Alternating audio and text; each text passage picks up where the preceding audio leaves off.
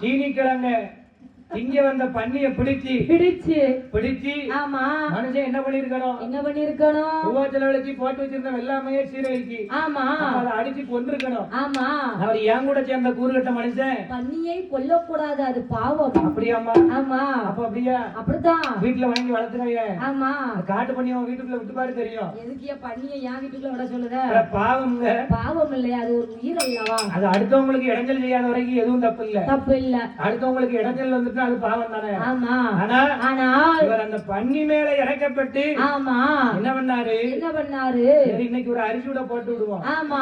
மறுபடியும் வருதா இல்லையான்னு அப்புறம் பாத்துக்கிடுவோம் என்று ஆமா ஒரு காத்தை அறுத்து விட்டு பன்னியை விரட்டி விட்டாரு.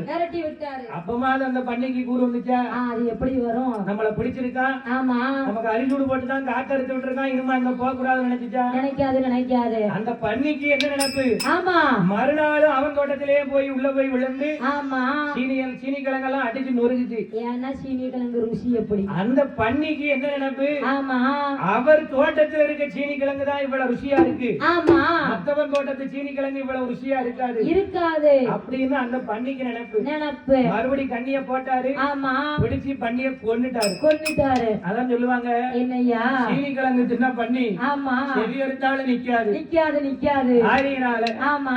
அதே மாதிரி ஆமா இந்த சப்த கன்னிமாதர்கள் 7